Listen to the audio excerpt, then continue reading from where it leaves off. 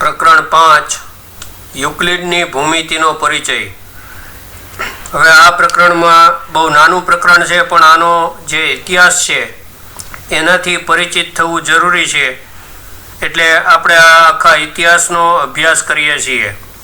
તો ભૂમિતિને અંગ્રેજીમાં જીઓમેટ્રી કહેવામાં આવે છે, જીઓમેટ્રી। તો આ જે શબ્દ છે ગ્રીક શબ્દ જીઓનો અર્થ થાય છે પૃથ્વી, અને મેટ્રિયન એનો અર્થ થાય છે માપવું। તો ગ્રીક શબ્દ જીઓ અને મેટ્રિયન એના ઉપરથી આ જીઓમેટ્રી શબ્દ આવેલો છે। ખાસ કરીને જમીનનું માપન એનો અર્થ એવો થાય કે જમીનનું માપ એટલે જીઓમેટ્રી। તો ઇજિપ્ત, બેબીલોનિયા, ચીન, ભારત, ગ્રીસ, આ બધા જે દેશો છે એની જે તે સમયની સંસ્કૃતિમાં જે તે સમયે જે વ્યવહારિક સમસ્યાઓ ઊભી થતી હતી એ સમસ્યાઓનું નિરાકરણ માટે ભૂમિતિના વિકાસની જરૂર પડી। અહીંયા એક ઉદાહરણ આપ્યું છે કે નાઇલ નદી જ્યારે છલકાતી હતી ત્યારે એની આજુબાજુના જે ખેતરો છે એ બધા ડૂબી જતા હતા, અને ખેતરોની જે સીમાઓ છે જેને આપણે ખેતરોની હદ કહીએ, તો આ ખેતરોની વાડ કે હદ કહીએ એ બધું ડૂબી જતું હતું। હવે જ્યારે પાણી ઓસરી જાય ત્યારે ફરી પાછા ખેતરોની સરહદ નક્કી કરવા માટે ઇજિપ્તના નાગરિકોએ આ ક્ષેત્રફળના ગણતરી માટે સરળ નિયમો અને સરળ રચના કરવા માટે કેટલીક ભૌમિતિક ટેકનોલોજી વિકસાવેલી હતી। આ ઉપરાંત ધાન્ય ભંડાર હોય અને કેટલું અનાજ પાક્યું એનું ઘનફળની ગણતરી હોય, પિરામિડ હોય, પિરામિડનો આડછેદ હોય, પિરામિડ કેવડો બનાવવો, કેવડા ત્રિકોણ બનશે, નહેરનું બાંધકામ હોય। તો આવા બધા જે બાબતો હતી એના માટે આ લોકો યોગ્ય સૂત્ર પણ જાણતા હતા કે આ રીતે ગણતરી કરીએ તો આવડો પિરામિડ બને, આવડો પિરામિડ બનાવવા માટે આટલું એનું ક્ષેત્રફળ રાખવું પડે, આટલું ઘનફળની અંદર વસ્તુ વપરાય, એવું બધું એ લોકો જાણતા હતા। હવે પિરામિડ એટલે શું આપણને ખ્યાલ છે કે પિરામિડ એટલે કોઈ ત્રિકોણ પાયો હોય, કોઈ ચોરસ પાયો હોય કે બહુકોણ હોય, એવા કોઈ પણ પાયા ઉપર ત્રિકોણાકાર સપાટીઓ ઊભી કરવામાં આવે તો બધા ત્રિકોણ એક જગ્યાએ ભેગા થાય, તો એને આપણે જે છે એ પિરામિડ તરીકે ઓળખીએ છીએ। પિરામિડ અને શંકુ, તો શંકુમાં પાયો વર્તુળાકાર હોય, જ્યારે પિરામિડમાં શું હોય, પાયો ચોરસ હોય, ત્રિકોણાકાર હોય કે કોઈ પણ પ્રકારનો બહુકોણ આકારનો પાયો હોય। તો આવી આકૃતિને આપણે પિરામિડ તરીકે ઓળખીએ છીએ। જેમ આપણે ઇજિપ્તની વાત કરી એ રીતે ભારતીય ઉપખંડમાં પણ હડપ્પા અને મોહેન્જો-દડો આ બધી જગ્યાએ ખોદકામ કરતી વખતે આપણને જૂની સંસ્કૃતિ મળી આવી છે, અને આપણે સિંધુ ખીણની સંસ્કૃતિ તરીકે ઓળખીએ છીએ। ઈસવીસન પૂર્વે 3000 એ જે છે એનો સમયગાળો છે। તો આ સંસ્કૃતિમાં એટલે કે આ ખોદકામની અંદર આપણે એનો અભ્યાસ કરીએ, લોથલ, હડપ્પા, મોહેન્જો-દડો વગેરે, તો નગર રચના જે હતી એ ઉત્તમ અને વિકસિત હતી। ત્યાં એકબીજાને સમાંતર ગટર વ્યવસ્થા હતી, ગટરો હતી તો સમાંતર જતી હતી, રસ્તાઓ હતા તો કાટખૂણે હતા, મકાનના ઓરડાઓ જુદા જુદા આકારના હતા, અને અહીંયા મહત્વનું ગાણિતિક જે તારણ છે એ છે કે જે કંઈ મકાનના બાંધકામ કરવા માટે ઈંટોનો ઉપયોગ થતો હતો, ઈંટોનો ઉપયોગ અહીંયા આપણે જોવા મળે છે। તો આ જે ઈંટ હતી એ ચોક્કસ માપની હતી, એનો ગુણોત્તર હતો, એની લંબાઈ 4 એકમ, પહોળાઈ 2 એકમ અને ઊંચાઈ 1 એકમ, એટલે 4:2:1 માપની ઈંટો, એટલે એક ધારી, એક સરખી, એક સરખા ઘનફળવાળી ઈંટો વાપરવામાં આવતી હતી। તો આ બધું એ વખતે ભૂમિતિનો જો જ્ઞાન હોય તો જ આ બધું શક્ય બને. પ્રાચીન ભારતની અંદર ગ્રંથ છે શુલ્બા સૂત્ર. તો આ જે શુલ્બા સૂત્ર છે એમાં ભૌમિતિક રચનાઓ એની વાત કરવામાં આવી છે. અને વૈદિક કાળમાં પણ ભૂમિતિનો ઉદ્ભવ એનો આપણને ખ્યાલ છે કે જુદા જુદા પ્રકારની યજ્ઞ કરવા માટેની વેદી, અગ્નિકુંડો, આ બધાનું નિર્માણ કાર્ય જે છે એ ચોક્કસ માપના આધારે થતું હતું. તો પવિત્ર અગ્નિને વધુ પ્રભાવશાળી બનાવવા માટે જ્યારે આવા યજ્ઞકુંડ બનાવવામાં આવે ત્યારે એનું સ્થાન, આકાર, ક્ષેત્રફળ, આ બધી બાબતોની અંદર એના ચોક્કસ નિયમો એટલે કે માપ હતા. અહીંયા આપણે ગાણિતિક અર્થ સમજવાનો છે. તો જાહેર પૂજા સ્થળો માટે લંબચોરસ, ત્રિકોણ અને સમલંબ સંયોજનથી બનતા આકારના પ્રયોગ જરૂરી હતા. તો પ્રાચીન ભારતમાં શુલ્બા સૂત્ર એક ગ્રંથ હતો જેમાં ભૌમિતિક રચનાઓ આપવામાં આવેલી હતી. ભૌમિતિક રચનાઓ કેવી રીતે કરવી તેની માહિતી એની અંદર આપવામાં આવેલી. વૈદિક કાળની અંદર ભૂમિતિનો ઉદ્ભવ પૂજા અને જુદી જુદી વેદી, અગ્નિકુંડ હોય, યજ્ઞ કરવા માટેના જે કંઈ ચણતર હોય, યજ્ઞ વેદી હોય, એ બધું બનાવવા માટે એનું સ્થાન ક્યાં રાખવું, આકાર કેવો રાખવો, ક્ષેત્રફળ કેટલું રાખવું, આ માટેના ચોક્કસ જે નિયમો હતા એ બધાએ ભૂમિતિ ઉપર આધારિત હતા. કર્મકાંડ માટે વર્તુળાકાર અને ચોરસ વેદીઓનો ઉપયોગ થતો હતો. એટલે એ વખતે પણ ચોરસ અને વર્તુળાકાર આકાર હતા. જાહેર પૂજા સ્થળો માટે લંબચોરસ, ત્રિકોણ અને સમલંબ આવા સંયોજન પણ જોવા મળતા હતા.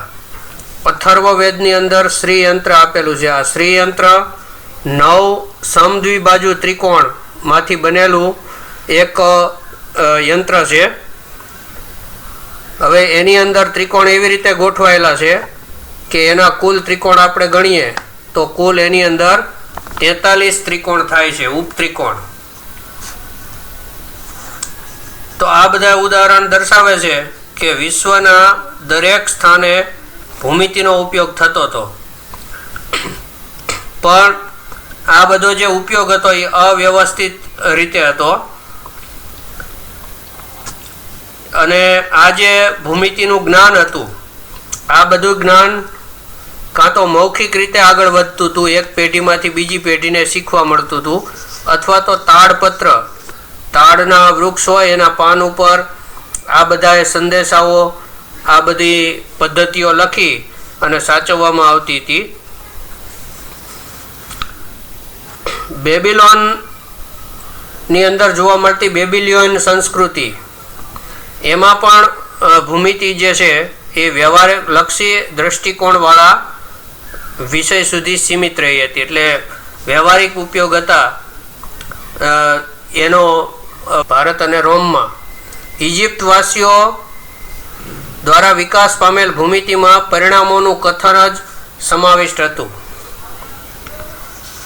ઇજિપ્તવાસીઓએ જે ભૂમિતિ બનાવી એમાં પરિણામ શું મળશે, કેવી રીતે બનાવવું, એનો કોઈ નિયમ આપવામાં આવેલો નહોતો. ફક્ત એ શું બનશે એવી વાત હતી. ખરેખર બેબીલોન અને ઇજિપ્તવાસીઓએ ભૂમિતિના ઉપયોગ માટે કોઈ વ્યવહારિક કાર્યો માટે જ કર્યો અને ક્રમબદ્ધ વિજ્ઞાનના રૂપમાં વિકસિત કરવા માટે ઓછું કામ કર્યું. એટલે બેબીલોન અને ઇજિપ્તના જે લોકો હતા એને ભૂમિતિનો ઉપયોગ કર્યો, એને આવડ્યું ખરું, પણ એ કેવી રીતે થાય, એની પાછળનું સિદ્ધાંત શું, એની ગણતરી શું, એવું કાંઈ એમને વિકસિત કર્યું નહીં. પરંતુ ગ્રીક જેવી સંસ્કૃતિમાં તર્ક ઉપર ભાર આપવામાં આવતો કે એ રચનાઓ કઈ રીતે થાય. વસ્તુ બનાવતા આવડે, પણ વસ્તુ બને કેવી રીતે એના ઉપર જે તર્ક આપ્યો એ ગ્રીક સંસ્કૃતિમાં જોવા મળે છે. ગ્રીકવાસીઓના રુચિના અનુમાનિત તર્કનો ઉપયોગ કરીને તેમણે સ્થાપેલા વિધાનોની સત્યાર્થતા ચકાસવામાં આવી હતી. એટલે ગ્રીકવાસીઓ આજે તર્ક આપતા હતા કે આ વસ્તુ આવી રીતે બને, ચોરસ આમ બને, પિરામિડ આ રીતે બને, તો એની ગણતરી અને એનો તર્ક આપતા હતા અને એ ચકાસતા પણ હતા. હવે એની અંદર એક ગ્રીક ગણિત શાસ્ત્રી જે છે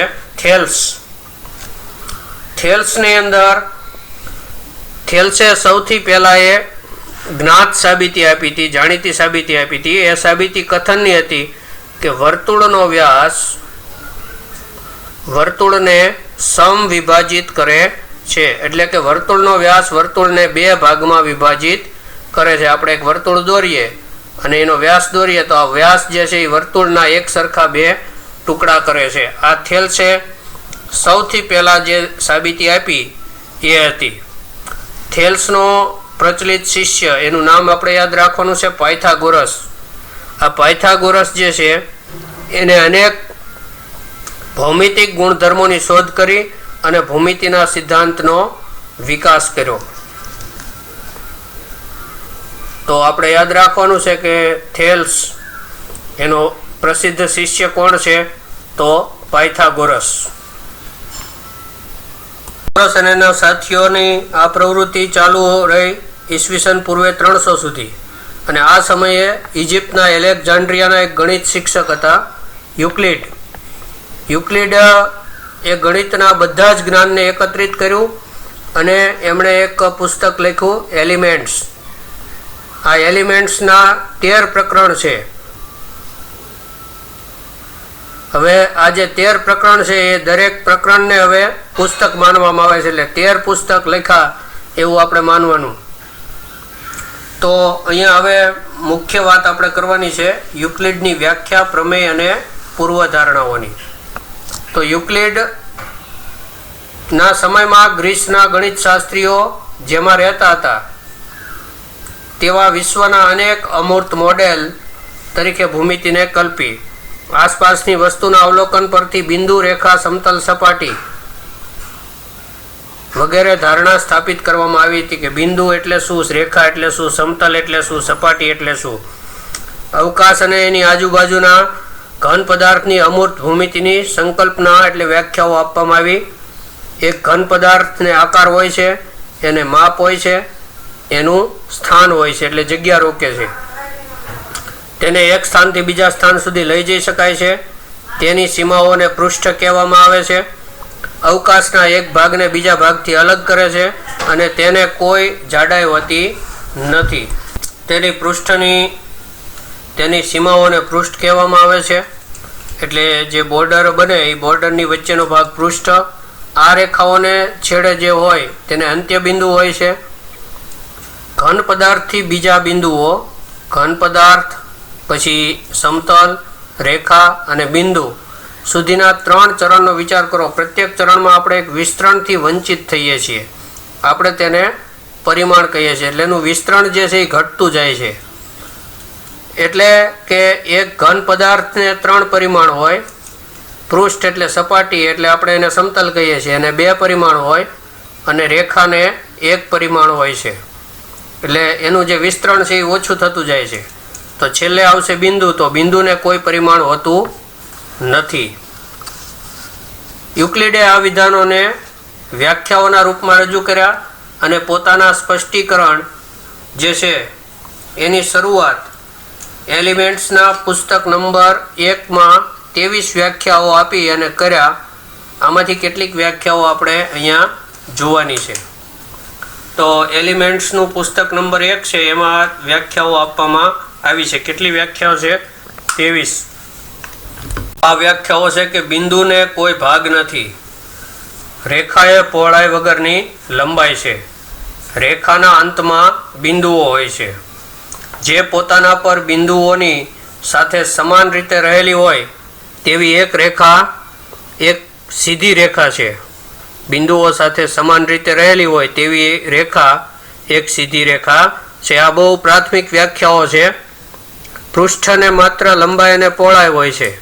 સમતલને લંબાઈ અને પહોળાઈ હોય એની આ બેઝિક શરૂઆતની વ્યાખ્યા છે. પૃષ્ઠની ધાર રેખાઓ હોય છે. જે સપાટી પોતાના પરની સીધી રેખાઓની સાથે એક સમાન રીતે રહેલ હોય તેવી સપાટી એ સમતલ છે. જે સપાટી પોતાના પર જે રેખાઓ હોય એની સાથે એક સમાન રીતે રહેલ હોય તેવી સપાટીને સમતલ કહે છે, સમતલ છે. તો આ બધી વ્યાખ્યાઓ આપણે યાદ રાખવાની છે કે કઈ કઈ કેવા પ્રકારની વ્યાખ્યાઓ આપેલી છે. હવે અહીંયા યુક્લિડની વ્યાખ્યાઓ એનો આપણે અભ્યાસ કરીએ તો આ જે વ્યાખ્યા છે એમાં જો પાછી એને સમજવાનો પ્રયત્ન કરીએ, માની લો ક્ષેત્રફળ છે તો ક્ષેત્રફળને પાછો સમજવાનો વ્યાખ્યાત કરીએ, એની વ્યાખ્યાઓ આપવાનો પ્રયત્ન કરીએ કે એક ભાગ રોકે તેને ક્ષેત્રફળ, ક્ષેત્રફળ રોકે તેને એક ભાગ કહીએ. આવી રીતે જો વ્યાખ્યાની વ્યાખ્યા બનાવવા જઈએ તો અઢળક વ્યાખ્યાઓ આપણને પ્રાપ્ત થાય. એટલે ગણિત શાસ્ત્રીઓએ કેટલાક પદ, ભૌમિતિક પદ એવા છે કે એની વ્યાખ્યા આપવાને બદલે એને અવ્યાખ્યાયિત સમજી અને આગળ વધવાનું નક્કી કર્યું. એટલે બિંદુ, રેખા, સમતલ, અવકાશ એની વ્યાખ્યા આપવાને બદલે એને અવ્યાખ્યાયિત સમજી અને એનો સ્વીકાર કર્યો. તો બિંદુ, રેખા, સમતલ આ બધા અવ્યાખ્યાયિત પદના રૂપમાં માનવામાં આવે છે. હવે યુક્લિડે તેની વ્યાખ્યા શરૂ કરતા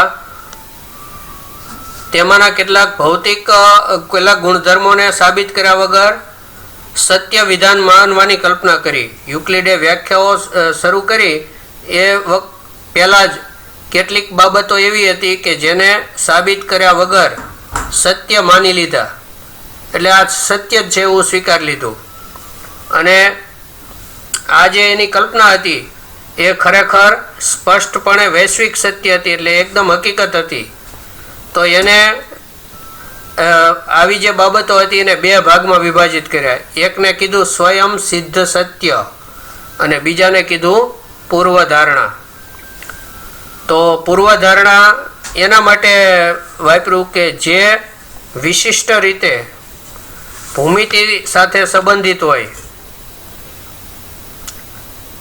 બીજી તરફ એવી સામાન્ય સંકલ્પના હતી કે જેને સ્વયં સિદ્ધ સત્ય કીધા, જેનો હંમેશા ગણિતમાં પ્રયોગ કરાયો અને તેને માત્ર ભૂમિતિ સાથે જ વિશેષ સંબંધ ન હતો. સ્વયં સિદ્ધ સત્યો અને પૂર્વધારણાઓની વધુ જાણકારી આપણે પરિશિષ્ટ 1માં આપેલી છે. તો યુક્લિડે આપેલી કેટલીક પૂર્વધારણાઓ એ અહીંયા આપણે જોવાની છે. તો યુક્લિડે આ બધી પૂર્વધારણાઓ આપી છે. તો ફરીવાર થોડીક વાત કરીએ કે યુક્લિડે જે વૈશ્વિક સત્ય હતા એને બે ભાગમાં વિભાજિત કર્યા. એક સ્વયં સિદ્ધ સત્ય અને બીજું પૂર્વધારણા. પૂર્વધારણા જે છે એ ભૂમિતિ સાથે વિશિષ્ટ રીતે સંબંધ ધરાવે છે અને સામાન્ય સંકલ્પનાઓ એટલે સ્વયં સિદ્ધ સત્યો એને કીધા. તો પૂર્વધારણાઓ કેવી હોય અને એ કઈ કઈ છે એના થોડાક ઉદાહરણો આપેલા છે. તો અહીંયા પૂર્વધારણાઓના ઉદાહરણ આપણને 7 આપવામાં આવ્યા છે. પહેલું ઉદાહરણ છે કે એક વસ્તુને સમાન હોય તેવી વસ્તુઓ એકબીજીને સમાન થાય.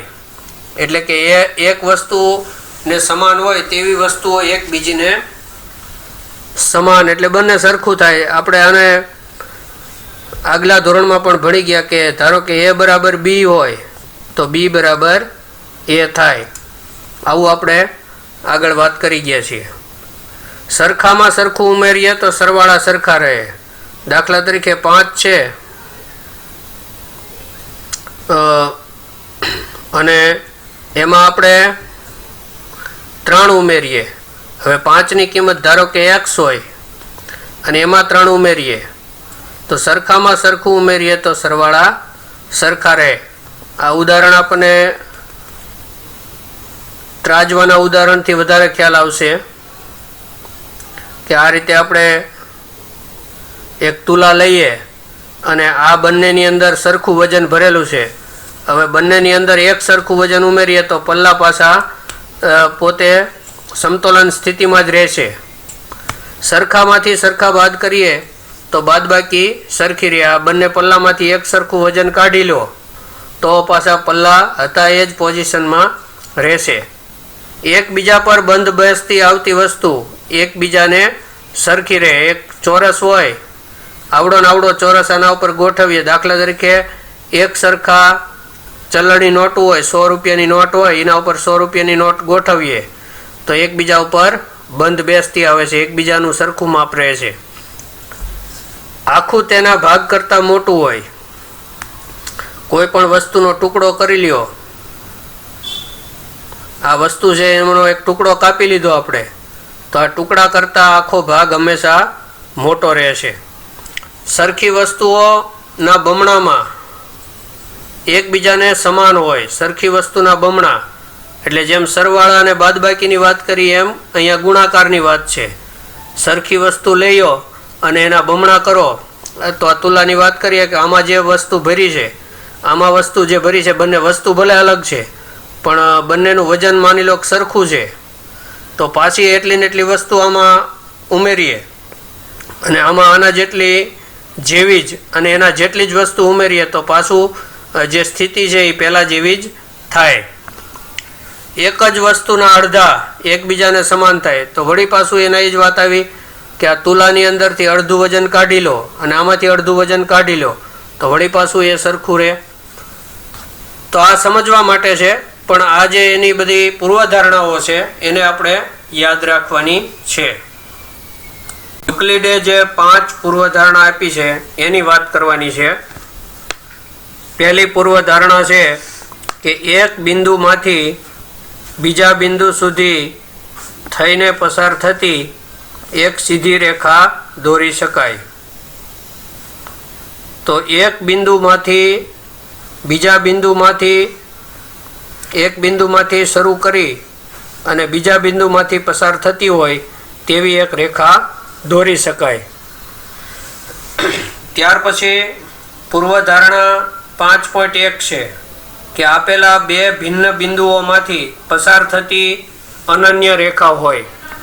જો કોઈ એક બિંદુ હોય તો એમાંથી આપણને ખ્યાલ છે કે અસંખ્ય રેખાઓ દોરી શકાય. પણ જો બે ભિન્ન બિંદુ લેવામાં આવે તો એમાંથી પસાર થતી બંનેમાંથી પસાર થતી હોય એવી રેખા દોરવાનો પ્રયત્ન કરીએ તો એક અને માત્ર એક જ અનન્ય રેખા દોરી શકાય. પૂર્વધારણા નંબર 2 છે કે શાંત રેખાને અનંત સુધી લંબાવી શકાય. હવે જેને યુક્લિડે શાંત રેખા કીધી છે એને અત્યારે આપણે રેખાખંડ કહીએ છીએ. તો રેખાખંડનો જે આખે યોગ છે એ આપણે રેખા તરીકે લઈએ એવી અહીંયા કલ્પના છે. એની આકૃતિ આપી છે કે રેખાખંડને બંને છેડે લંબાવો તો એક રેખા બને છે. પૂર્વધારણા 3 કોઈ પણ બિંદુને કેન્દ્ર લઈ કોઈ પણ લંબાઈની ત્રિજ્યા લઈ અને વર્તુળ રચી શકાય છે. આપણે એક બિંદુ લઈએ અને આટલી ત્રિજ્યા લઈ અને આ ત્રિજ્યા આટલા લંબાઈનો દોરી લઈ અને આમ પેન્સિલ દોરીના એક છેડે બાંધી દોરીનો એક છેડો અહીંયા મૂકી દઈએ અને આવા બિંદુની કલ્પના કરીએ તો બિંદુ વડે એક આપણે વર્તુળ રચી શકીએ છીએ બિંદુના યોગથી. બધા જ કાટખૂણા એકબીજા સાથે સરખા થાય છે. કાટખૂણાના માપ એક સરખા હોય છે. પૂર્વધારણા 5 છે જો બે રેખાઓ કોઈ ત્રીજી રેખાને છેદે, આ રેખાની એક જ બાજુ તરફના બે અંતકોણોનો સરવાળો બે કાટખૂણા કરતાં ઓછો હોય તો પ્રથમ બે રેખાઓને આ ખૂણાઓ તરફ અનંત સુધી લંબાવતા તે એકબીજાને છેદે છે. અહીંયા જે એને કલ્પના કરી છે કે બે રેખાઓ લેવાની છે અને ત્રીજી છેદતી રેખા દોરવાની છે. હવે જે કોઈ પણ એક સાઈડ આ જે છેદતી રેખા છે એની કોઈ પણ એક બાજુના ખૂણાનો વિચાર કરવાનો છે. જો આ બંને ખૂણાઓના માપ આપણે અત્યારે તો જાણીએ છીએ કે 180 થાય અંતઃકોણ. આપણે અગાઉના ધોરણોમાં પણ આવું થોડું ઘણું શીખી ગયા છીએ. તો આ કાટખૂણો ન હોય અને આ કાટખૂણો ન હોય, અથવા તો એક ભલે કાટખૂણો હોય પણ એક ખૂણો કાટખૂણા કરતાં ઓછો હોય, તો આ બંને રેખાઓના છેડા આપણે આકૃતિમાં જોઈએ છીએ તેમ એકબીજાની નજીક આવતા જાય છે. એટલે આ બંને રેખાઓ આગળ જતા ક્યાંક એકબીજાને છેદશે. તો આ પૂર્વધારણા 5 ખૂબ અગત્યની છે. પૂર્વધારણા અને સ્વયંસિદ્ધ જે બંને પદ છે એ બંનેનો અર્થ એક જ કરવામાં આવે છે.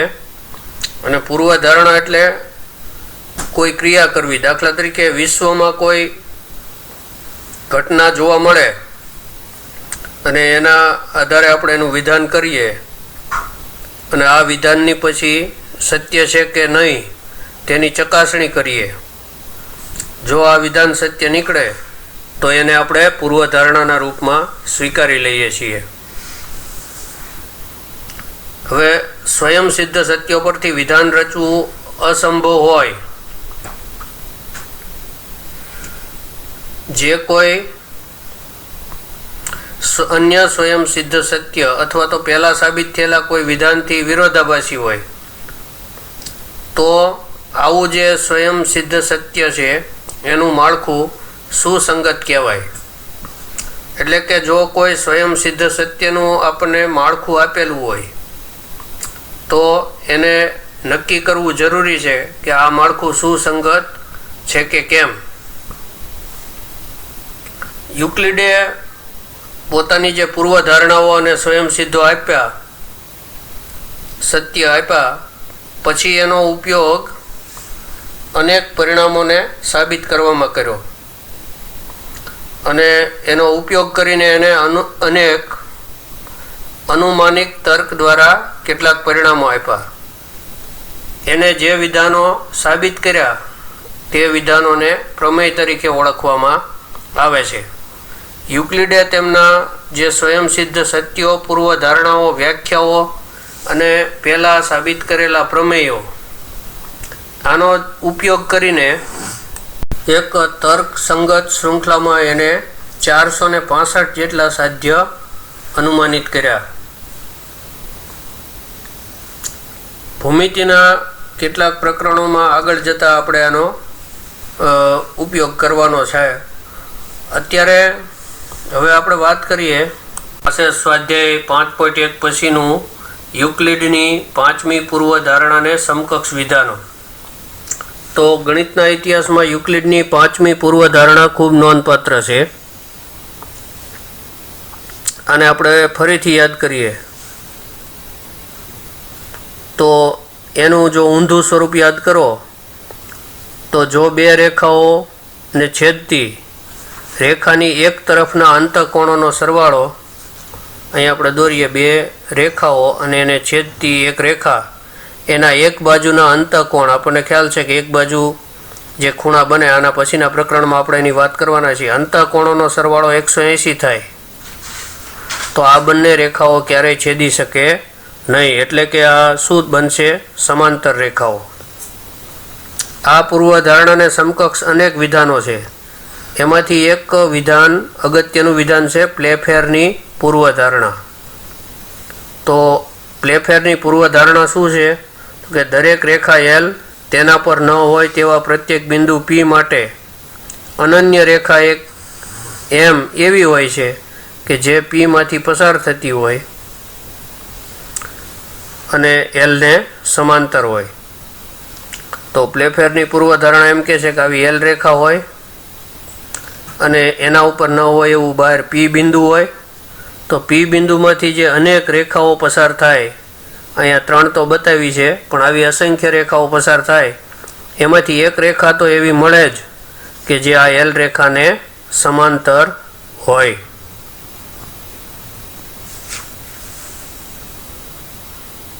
તો આ પરિણામને નીચેની રીતે પણ કહી શકાય કે બે છેદતી ભિન્ન રેખાઓ એક જ રેખાને સમાંતર ન હોઈ શકે. અહીંયા થોડીક નવી વાત એ છે કે યુક્લિડને તેમના જે પ્રથમ 28 પ્રમેય સાબિત કરવાના થયા, તો આ સાબિત કરવામાં 5મી પૂર્વધારણાની ક્યાંય જરૂર પડી નહીં. એટલે અનેક ગણિત શાસ્ત્રી અને યુક્લિડને હવે વિશ્વાસ હતો કે 5મી પૂર્વધારણા હકીકતમાં એક પ્રમેય છે. તેને પ્રથમ 4 પૂર્વધારણાઓ અને એના 5મી પૂર્વધારણા પહેલાંની જે પ્રથમ 4 પૂર્વધારણાઓ અને આગળ જે આપેલા છે એ સ્વયં સિદ્ધ સત્યોની મદદથી એને સાબિત કરી શકાય છે. આ પ્રમેય છે એવું માની લીધું 5મી પૂર્વધારણાને. પરંતુ 5મી પૂર્વધારણાને પ્રમેય તરીકે સાબિત કરવામાં એ અસફળ રહ્યા. પણ આ પ્રયત્નોને કારણે એક મહત્ત્વની ઉપલબ્ધિ થઈ, મહત્ત્વની એક શોધ થઈ અને અન્ય બીજી ભૂમિતિઓની રચના થઈ. અત્યાર સુધી આ જે ભૂમિતિ હતી એને આપણે યુક્લિડીય ભૂમિતિ તરીકે ઓળખતા હતા, પણ યુક્લિડીય ભૂમિતિથી અલગ એક નવી ભૂમિતિની શરૂઆત થઈ. એને કહેવાય છે નોન યુક્લિડિયન જીઓમેટ્રી, એટલે કે અયુક્લિડીય ભૂમિતિ. પણ આ જે ભૂમિતિ છે એની રચનામાં યુક્લિડીય ભૂમિતિ સીમાચિહ્ન બની. એના કારણે જ આ ભૂમિતિનું નિર્માણ શક્ય બન્યું. કારણ કે અત્યાર સુધી બધા એમ માનતા હતા કે યુક્લિડની ભૂમિતિ જ એકમાત્ર ભૂમિતિ છે અને સંપૂર્ણ વિશ્વ, આખા વિશ્વમાં યુક્લિડમય ગોલીય છે. હકીકતમાં જે આપણે વિશ્વમાં રહીએ છીએ તેની ભૂમિતિ અયુક્લિડીય છે અને એ ભૂમિતિને આપણે ગોલીય ભૂમિતિ એટલે સ્ફેરિકલ જીઓમેટ્રી તરીકે ઓળખીએ છીએ. હવે ગોલીય ભૂમિતિમાં જે રેખાઓ છે એ સીધી હોતી નથી. દાખલા તરીકે પૃથ્વીના અક્ષાંશ અને રેખાંશની વાત કરીએ તો આ વિષુવવૃત્ત હોય તો આ રીતે આપણે પૃથ્વીના ગોળાની આકૃતિ જોઈએ તો અહીંયા અક્ષાંશ અને રેખાંશો વચ્ચે કાટખૂણો બને છે. પણ પૃથ્વી ગોળ છે એટલે આ જે રેખાઓ છે એ ગોલીય છે. તો હવે અહીંયા આ બે કાટખૂણા બનતા હોય તો આ એક ત્રિકોણની આપણે કલ્પના કરીએ. આ રીતે આ ત્રિકોણની કલ્પના કરીએ પૃથ્વીના ગોળામાં અક્ષાંશ અને રેખાંશ વચ્ચે. તો અહીંયા જે કાટખૂણાના કારણે આ એક કાટખૂણો, એક બીજો કાટખૂણો, 90 + 90 એટલે 180 અને આ ખૂણો બાકી રહી ગયો. તો ત્રિકોણના ત્રણેય ખૂણાના માપનો સરવાળો 180 થાય એવું અહીંયા ખોટું પડે છે. તો યુક્લિડીય ભૂમિતિ માત્ર એક જ સમતલમાં જે આકૃતિ બને એના માટેની છે. અને જ્યારે આવી વક્ર સપાટીની આપણે વાત કરવાની હોય, વક્ર સપાટીની ભૂમિતિની ચર્ચા કરવાની હોય ત્યારે આ ભૂમિતિ નિષ્ફળ જાય છે. તો આ રીતે આપણે આનો જે ઇતિહાસ અને જે આપણે સમજણ મેળવવાની હતી એની વાત છે. હવે સ્વાધ્યાય જે છે એ બહુ થિયરિકલી લખવાનું સ્વાધ્યાય છે. આપણે જે આગળ અભ્યાસ કરવાના છીએ એમાં યુક્લિડની ભૂમિતિનો જ અભ્યાસ કરવાના છીએ, પણ એની અંદર યુક્લિડે આપેલા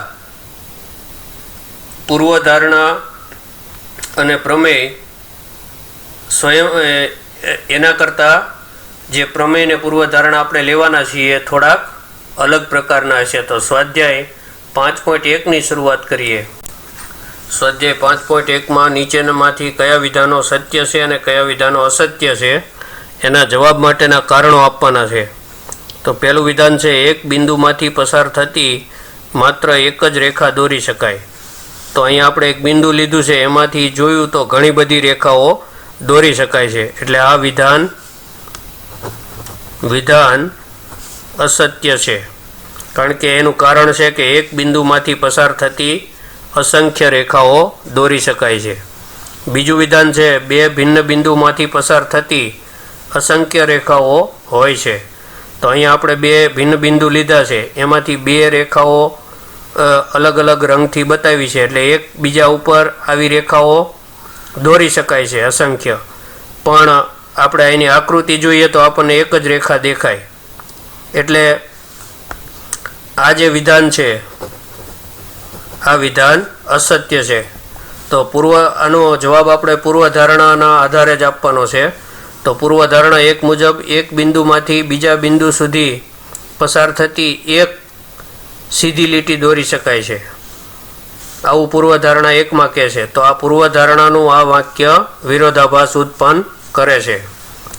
ત્રીજું વિધાન છે કે એક શાંત રેખાને બંને તરફ અનિશ્ચિત રીતે લંબાવી શકાય છે. તો આ વિધાન સત્ય છે. પૂર્વધારણા 2માં એમ લખેલું હતું કે શાંત રેખાને અનંત સુધી લંબાવી શકાય છે. આ પૂર્વધારણા જ છે આ એક જાતની. ત્યાર પછીનું વિધાન કે જો બે વર્તુળ સમાન છે તો તેમની ત્રિજ્યાઓ સમાન હોય છે. તો આ વિધાન સત્ય છે. પૂર્વધારણા અને આ જે તર્ક છે એના આધારે જ આપણે જવાબ આપવાનો છે. તો એનું કારણ દર્શાવશું કે જો બે વર્તુળ સમાન હોય તો તેમના કેન્દ્ર અને એમનો પરિઘ એકબીજા ઉપર બંધ બેસતો હોય. હવે પરિઘ અને કેન્દ્ર બંધ બેસતા હોય તો એમની વચ્ચેનું અંતર સરખું હોય એટલે ત્રિજ્યાઓ સમાન હોય છે. તો અહીંયા પાંચમું વિધાન છે કે નીચેની આકૃતિમાં જો AB બરાબર PQ હોય અને PQ બરાબર XY હોય અને AB બરાબર XY થાય. તો અહીંયા આકૃતિ આપેલી છે, એક રેખાખંડ, બીજો રેખાખંડ અને ત્રીજો રેખાખંડ. પહેલો ને બીજો સમાન છે, બીજો ને ત્રીજો સમાન છે. તો પહેલો ને ત્રીજો સમાન થાય એવું અહીંયા આપણે સાબિત કરવું છે.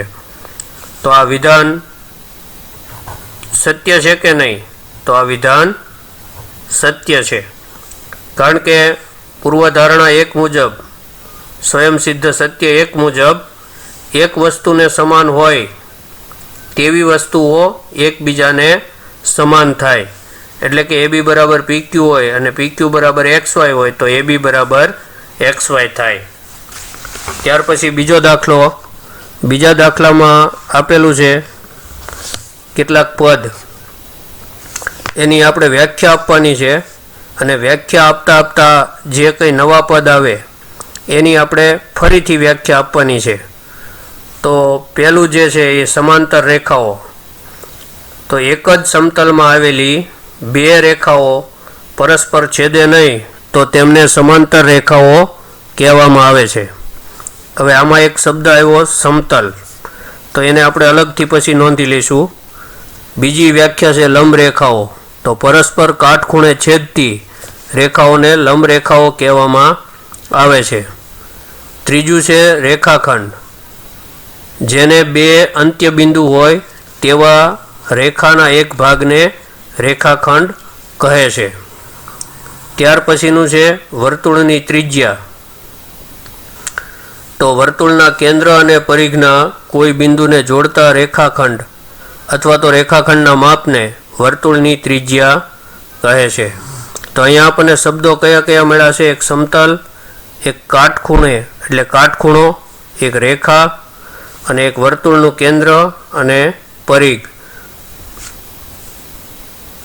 ત્યાર પછી છે ચોરસ, જેની ચારેય બાજુ એકરૂપ હોય, ચારેય બાજુ એકરૂપ હોય અને ચારેય ખૂણા પણ એકરૂપ હોય. એકરૂપ એટલે કાટખૂણા એવો શબ્દ અહીં નથી વાપરવાનો, પણ ચારેય બાજુ એકરૂપ હોય અને ચારેય ખૂણા એકરૂપ હોય તેવા ચતુષ્કોણને ચોરસ કહે છે. તો આમાં પણ એક શબ્દ નવો આવ્યો, ચતુષ્કોણ. તો અવ્યાખ્યાયિત પદ થયા રેખા અને સમતલ, અને વ્યાખ્યાયિત કરી શકાય જેની વ્યાખ્યા આપવી પડશે અથવા તો આપી શકાય તેવી છે એવા શબ્દો છે કાટખૂણો, વર્તુળનું કેન્દ્ર, પરિઘ અને ચતુષ્કોણ. તો ફરી પાછી એની વ્યાખ્યા આપીએ. કાટખૂણો કોને કહેવાય? તો 90 અંશના માપવાળા ખૂણાને કાટખૂણો કહે છે. હવે વર્તુળનું કેન્દ્ર, તો વર્તુળના સમતલમાં આવેલું બિંદુ કે જેનું અંતર વર્તુળના તમામ બિંદુથી સમાન હોય. આ વર્તુળના બિંદુનો ગણ છે અને અહીંયા એક બિંદુ છે. તો અહીંયાથી સમાન અંતરે આવેલું બિંદુ, વર્તુળના બિંદુઓથી સમાન અંતરે આવેલા બિંદુને વર્તુળનું કેન્દ્ર કહે છે. પરિઘ, તો વર્તુળની પરિમિતિ જે છે, વર્તુળનું ફરતું માપ, વર્તુળની પરિમિતિને વર્તુળનો પરિઘ કહે છે. ત્યાર પછી છે ચતુષ્કોણ.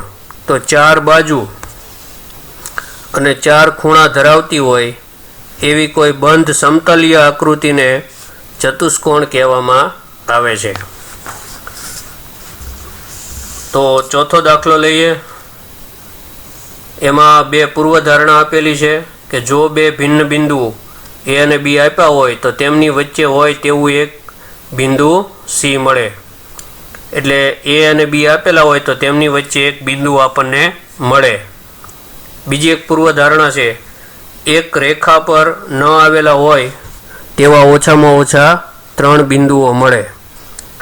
એક રેખા ઉપર ન આવેલા હોય એવા ઓછામાં ઓછા 3 બિંદુઓ મળે. તો પહેલાં તો આ પૂર્વધારણાની અંદર અવ્યાખ્યાયિત પદ આપણે મેળવવાના છે.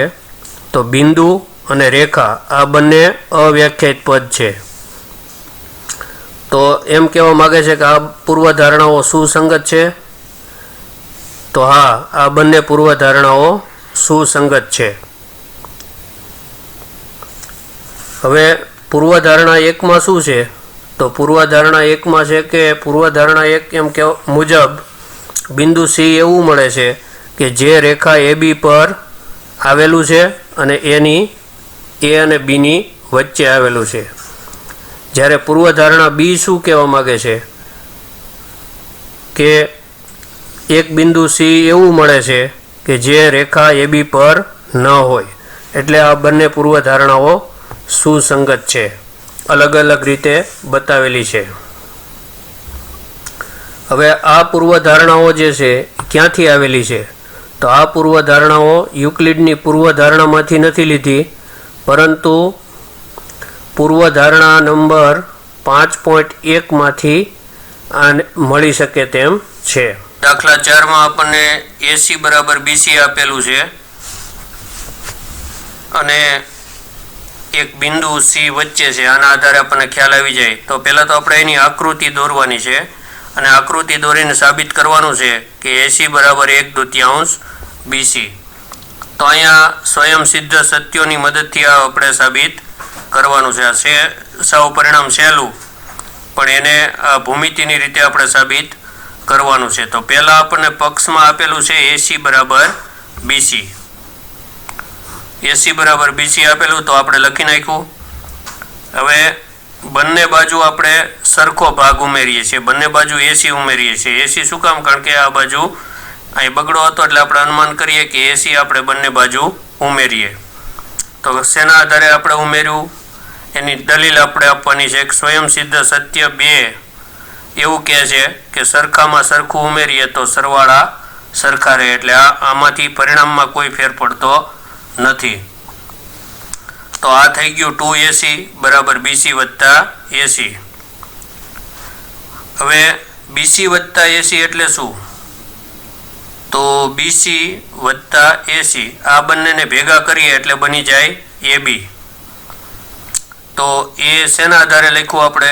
તો સ્વયં સિદ્ધ સત્ય 4 મુજબ એકબીજા પર બંધ બેસતી આવતી વસ્તુ એકબીજાને સરખી રહે છે. એટલે આ ભાગ અને આ ભાગ ભેગા કરો તો એ AB ને બંધ બેસતો છે, એટલે આની જગ્યાએ આપણે લખી નાખ્યું AB. વળી પાછું સ્વયં સિદ્ધ સત્ય 7 લઈએ.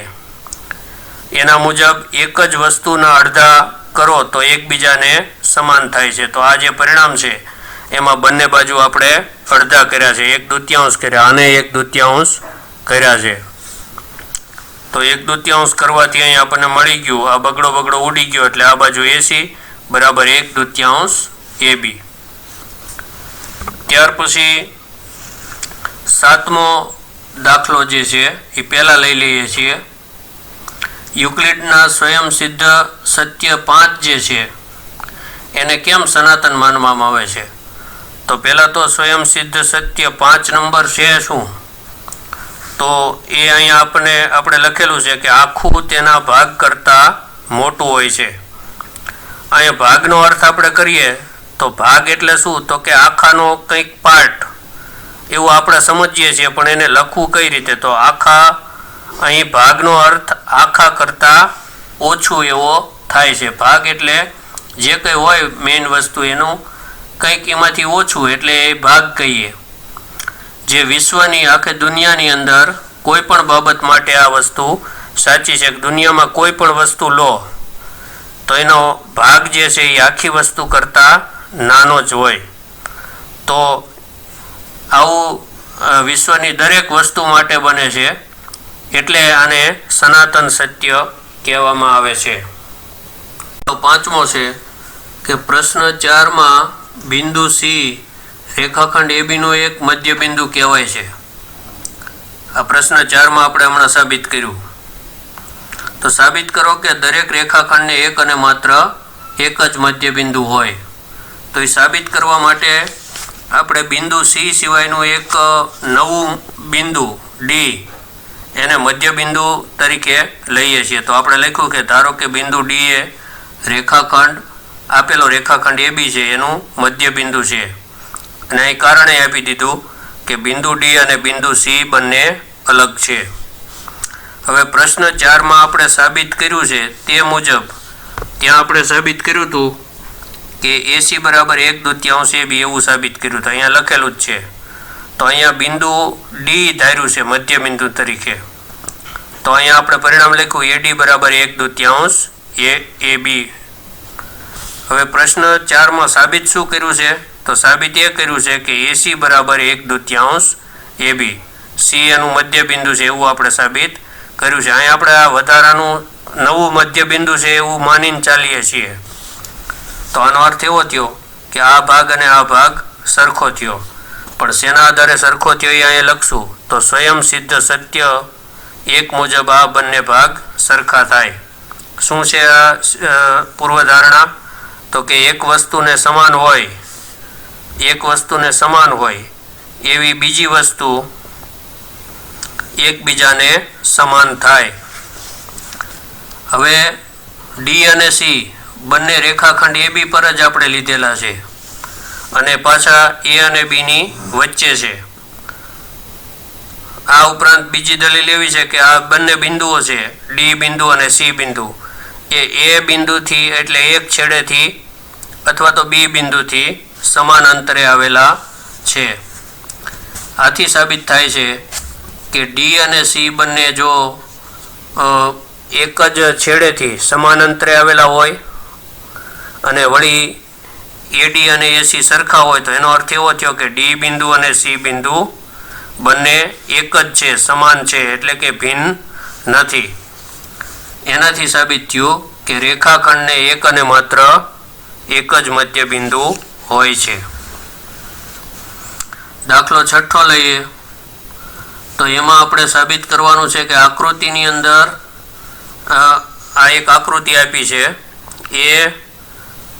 એડી રેખાખંડ ઉપર બી અને સી બિંદુ છે. તો અહીંયા આપણને એક પરિણામ આપ્યું છે કે એસી બરાબર બીડી છે. એસી બરાબર બીડી એ પક્ષ કહેશું આપણે એને. તો આપણે સાબિત એવું કરવું છે કે એબી બરાબર સીડી થાય. તો આપણે સૌથી પહેલાં તો એસી બરાબર બીડી આ પક્ષ લખ્યું. હવે આપણે શું કરીએ છીએ? એબી અને બીસી આ ભાગ લખીએ છીએ, એબી વત્તા બીસી, અને એના બરાબર આપણે લખીએ છીએ સીડી બરાબર બીસી. સીડી બરાબર બીસી. અહીંયા જે સાબિત કરવું છે એનો ઉપયોગ આપણે કર્યો.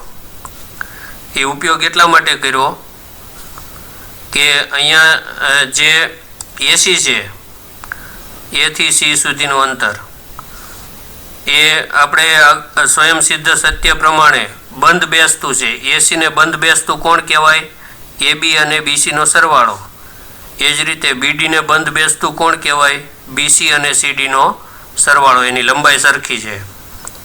તો આપણે એસી બરાબર બીડી લખ્યું પહેલાં પક્ષ, અને એને બંધ બેસતા જે બે ટુકડા છે એને અહીંયા મૂકી દીધા, એબી વત્તા બીસી, અને બીડીને બંધ બેસતું છે બીસી વત્તા સીડી. હવે સ્વયં સિદ્ધ સત્ય 3 આપણને આપેલું છે કે સરખામાંથી સરખા બાદ કરીએ તો બાદબાકી સરખી રહે. તો આ જે પરિણામ હતું એ બંને બાજુથી આપણે બીસી આપણે સરખું છે તો આ બાજુ બીસી બાદ કર્યું તો સરખામાંથી સરખું બાદ કરીએ તો એના પરિણામ સરખા જ રહેશે. તો આ બાજુ બીસી ઉડી ગયા, અહીંયા બીસી ઉડી ગયા, તો અહીંયા બચ્યા AB બરાબર CD, જે સાબિત કરવાનું